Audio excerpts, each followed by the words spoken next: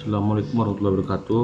Perkenalkan, nama saya Denny Detullah, NPM 1808260039. Di sini saya akan membawakan presentasi dari mind map saya yang berjudul Myoma Auteri. Adapun pembahasan yang pertama dari Myoma Auteri itu sendiri, yaitu pertama dari definisinya.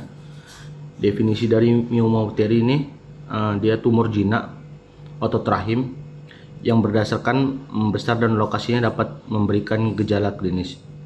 Sedangkan pada etiologinya dia itu ada etiologi idiopatik. Dia itu berhubungan dengan hormon atau estrogen atau progesteron.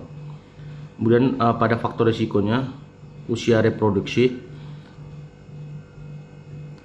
atau menurun setelah menopause, menyerah dini, kelein, alkohol, genetik, atau obesitas. Baik, pembahasan selanjutnya itu dari hormon dalam reproduksi wanita dan fungsinya. Ada beberapa bagian.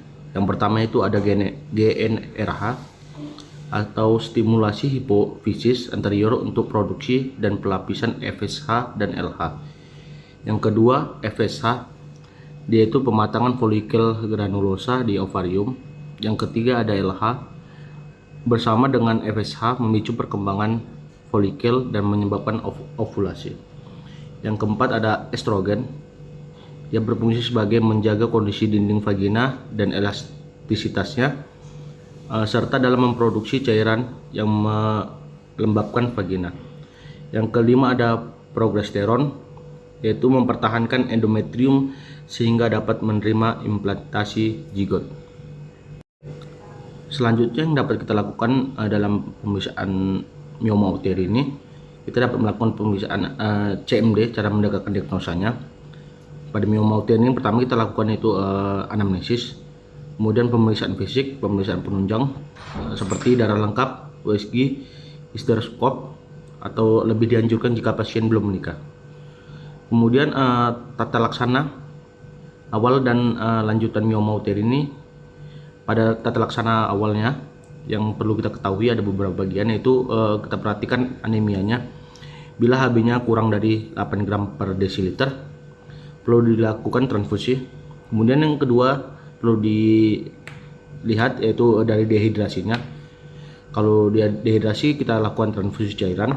Kemudian tanda infeksi, berikan antibiotik. Kemudian pada tata laksana lanjutannya, yang pertama kita observasi. Pasien tidak mengeluhkan gejala apapun, atau pemeriksaan pelvis secara periodik setiap 3-6 bulan. Yang kedua medikamentosa. Yang ketiga pembedahan. Terdapat pembedahan ini dia terdapat dua jenis, yaitu histerektomi dan myomektomi. Yang selanjutnya itu ada komplikasi, prognosis, dan edukasi yang dapat kita berikan. Pada komplikasinya Myoma Auteri ini ada 3 juga. Yang pertama ada pendarahan pervaginam yang berat, juga bisa menimbulkan kondisi kurang darah atau anemia. Yang kedua uterus robek atau ruptur dalam keadaan hamil atau plasenta akreta dan pendarahan uterus. Yang ketiga persalinan prematur.